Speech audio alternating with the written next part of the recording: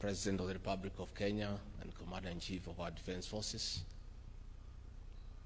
the commissioners present here and independent officers, Your Excellency, this is a great moment as we celebrate these great men and women who have served their motherland with commitment and distinction. Your Excellency, you accorded me the privilege as a delegated function to perform the liaison function of constitutional commissions and independent offices to make sure there is synergy and accord them the opportunity to serve their country.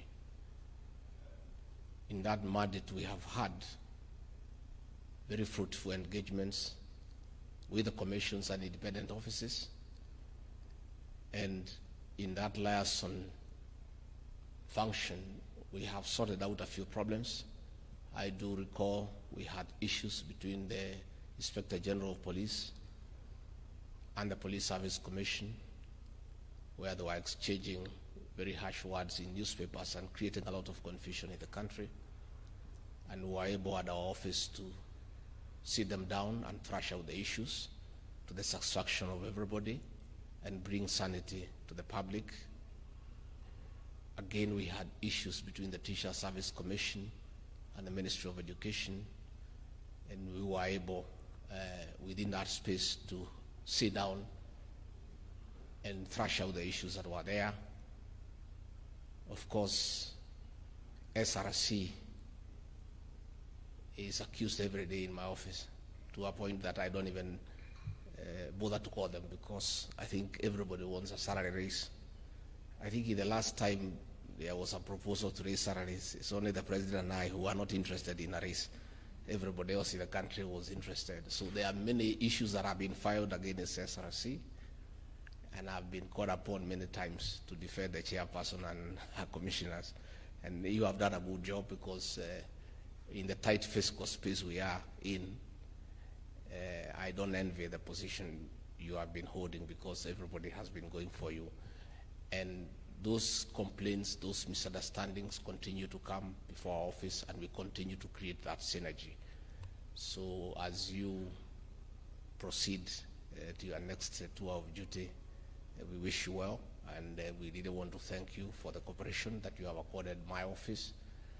And for the rest of us, I think we'll just continue. And this morning we had our latest member of the family, the new Attorney General, Dr. Sadwal, who will be joining us as an independent office.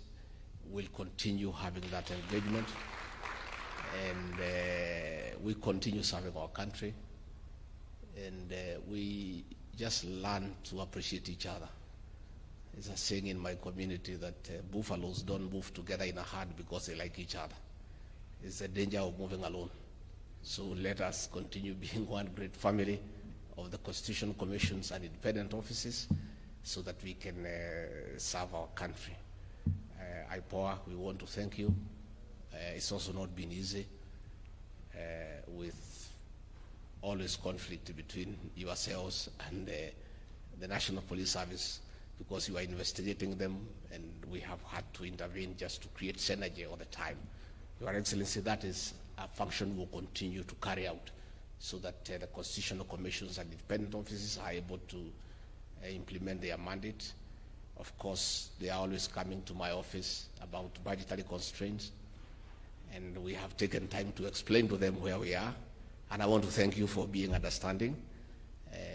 We would want to give you the budget that you require, but we need to collect this money from the people of Kenya, and then we can give it to you.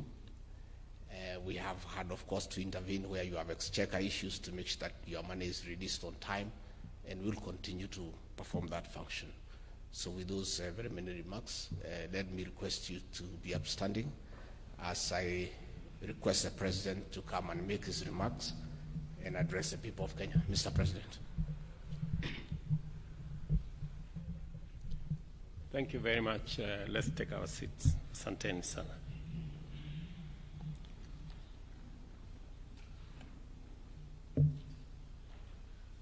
Mr. Deputy President, the outgoing chairs of our commissions, It is an honor to have this opportunity to engage with the outgoing leadership of the nation's fourth arm of government, constitutional commissions and independent offices.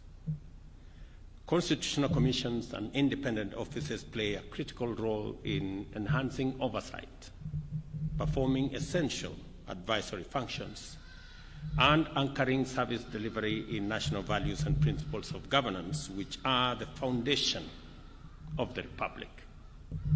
This is why Constitution recognizes this special role and clearly defines the functions and terms of office for chairpersons and members of these bodies under Article 256, subsection 6A. Therefore, in keeping with the essential character of your offices, your mandates and tenures transcend those of government of the day, while various policy and statutory instruments further safeguard the operational independence of your offices. Today, we bid farewell to distinguished chairpersons and commissioners who have had the privilege to serve in positions of incomparable reach and impact.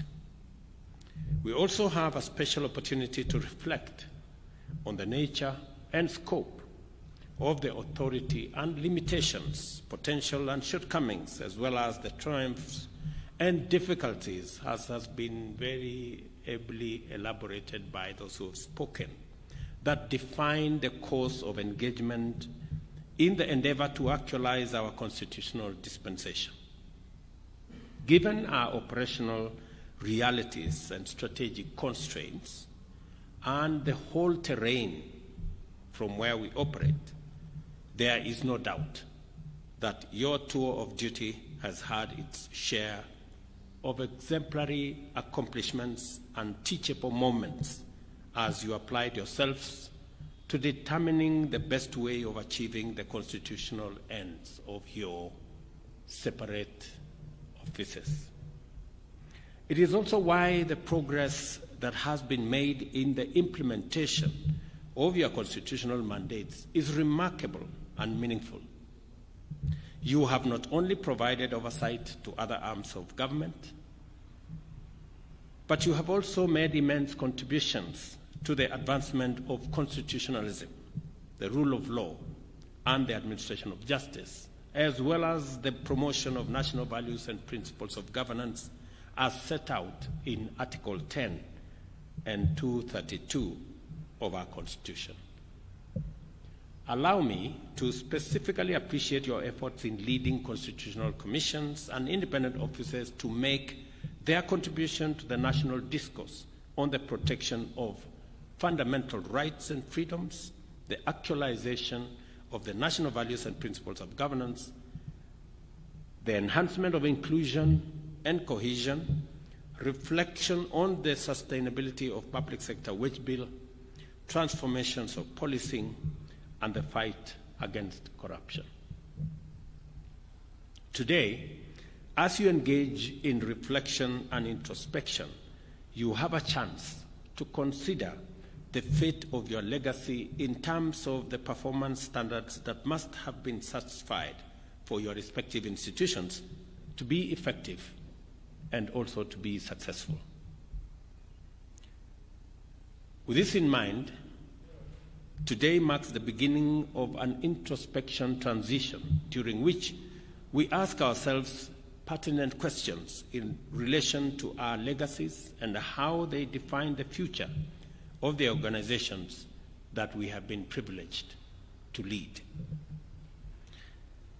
We launched the Zero Fault Audit campaign aimed at highlighting the merits of having no audit queries touching on your organizations.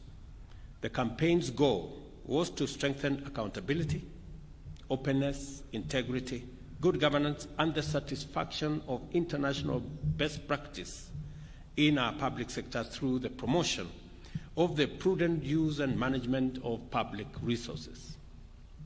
I believe that constitutional commissions have a major opportunity to promote this approach in our organizations and mandate sectors. Likewise, it is time to define sustainable standards for organization or organizational transitions, beginning with the process of constituting selection panels to recruit new chairpersons and commissioners. In this connection, I am happy to announce that the government remains committed to ensuring a free, open, and transparent recruitment process based on merit as the fundamental yardstick for actualizing constitutional mandates. There is no doubt, and there is no better time to demonstrate true fidelity to the rule of law, thus promoting our nationhood. I've heard very clearly some of the recommendations that you have made on balancing matters to do with gender, making sure that as the four great ladies who today exit the stage, their replacement will not undermine the principle of gender equality, and making sure that we have as many women serving in high office. I have also heard with clarity the inclusion of people living with disability and the marginalized in making sure that they play their role and make their contribution to the progress of our country in the very special way that they are. And that will be taken into account as we forge into the future. When I made the decision that independent offices and constitutional commissions will be hosted at the presidency, at the office of the deputy president, it was because of the importance of making sure that all arms of government have equal access to the synergy and the workings of government in a manner that promotes the spirit of the collegiate spirit of working together towards a common goal in service of the people of Kenya. That has worked very well, as has been explained by the Deputy President here, in making sure that despite our independence, or because of our independence, it's also necessary for us to find mechanisms to have a common approach and a common goal in the service of the people of Kenya.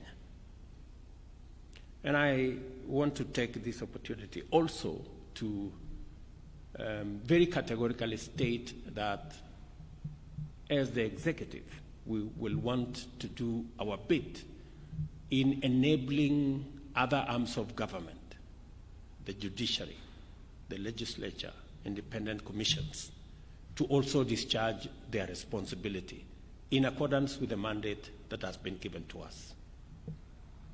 And it is also necessary for all arms of government, the executive, the judiciary, the legislature, independent commissions, and constitutional commissions, independent offices and constitutional commissions, to also work together in harmony.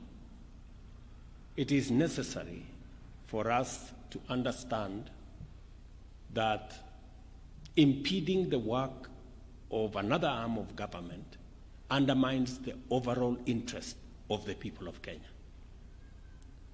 We must support the judiciary to do its function. The judiciary must, or equally, support the executive to discharge its mandate. And so must the executive support the legislature to appropriate and discharge the mandate assigned to them by the Constitution. Because ultimately, the interest of the people of Kenya supersede the interest of any one of us or of any arm of government. We must never undermine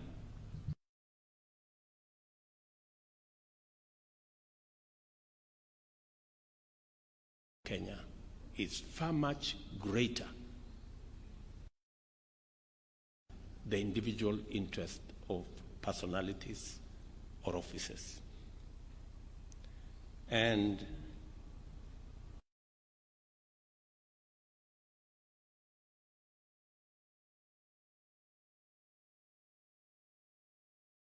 greater good, the greater interest of the people of Kenya. None of the great ladies who spoke here has not mentioned to me about resources. I mean, every one of you has mentioned that you do not have a complete staff establishment. Many of you have said you are unable to optimize the capabilities that are within the commissions that you run because of limitations of financial resources. And so it is a very present issue that all of us, from whatever it is, making sure that we have adequate resources is not the responsibility of the executive alone. It is our collective responsibility as all arms of government, because that way all of us can function properly and serve the people of Kenya better. And we must all work together towards making sure that we support one another in making sure that all arms of government are working as efficiently as possible, because that way, when all arms of government are working, when the judiciary is working and working optimally, when the executive, legislature, and the commissions are working, it serves the people of Kenya better. I am aware that certain commissions, like the Salaries and Remuneration Commission and the Commission of Administrative Justice, the terms of offices for the chairperson and all commissioners expire at the same time, leaving these organizations in undesirable state of suspense. It is essential to ensure that in these instances, service delivery is not interrupted, especially during instances of sometimes delayed recruitment. The Independent Electoral and Boundaries Commission, for example, has not been able to discharge its mandate effectively for close to 2 years now. There is great merit in considering pragmatic options like staggering recruitment of commissioners to achieve a degree of continuity in the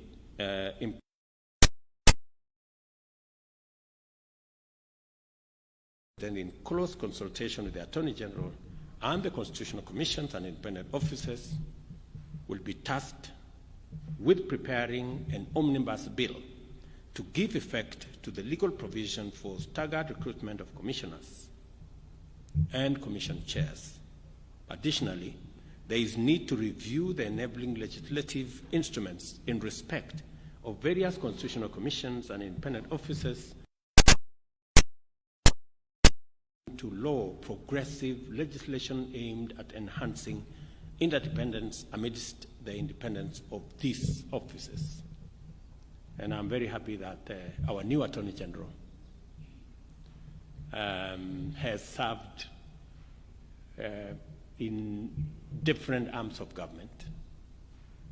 Once upon a time in the judiciary, she has also worked in an independent office, and now she works in the executive. So she has the requisite knowledge and understanding to create as much harmony and coherence as is necessary for us as different arms of government to serve better. Let me repeat, there is absolutely no reason or justification of whatever nature for there to be a competition between different arms of government. Absolutely none. Because we serve the people of Kenya collectively together. Our aim and focus is how do we serve best the people of Kenya? What interest are we pushing? It must be the good of the people of Kenya, not this arm of government versus that arm of government, or this independent office versus that commission. I think we will completely miss the point if we enter into the realm of competition between arms of government instead of focusing on serving the people of Kenya. I am persuaded that the framework of engagement between the national government and constitutional commissions and independent offices offers useful opportunities for enhancing the liaison between these two entities. The government recognizes the role of the caucus in coordinating constitutional commissions, and I therefore commit to support the caucus in establishing a properly facilitated secretariat along similar lines as the Intergovernmental Budget and Economic Council. I am confident that the Office of the Deputy President will work towards ensuring that this secretariat is indeed supported so that we can create the necessary synergy around our independent offices and constitutional commissions for better service to the people of Kenya. Once more, on my own behalf and that of the entire government, I take this opportunity to thank you for your distinguished service to the Republic of Kenya during the last 6 years. And I recognize that many of you can still make useful contribution to the service of our nation in other different capacities, and I wish you well as you go forth to do that. I am very sure that the experiences you have acquired in the service of Kenya, in the offices that you have been privileged to occupy, have equipped you with a lot of skill and knowledge and understanding for you to be able to make a contribution to our great country going into the future in different sectors. Your knowledge and expertise and, of course, experience remain useful resources to both the government of Kenya and to the nation of Kenya. And we will continue to tap into this expertise and experience as we get opportunity to do so. Please, whenever you have an opportunity to contribute to national service, let us, all of us, not hesitate, especially those of us who have gathered experience along the way as you serve in the different positions that you have had a chance to. And I must say that I wish each and every one of you the very best in your next assignment. Thank you very much, and may God bless you. Asante.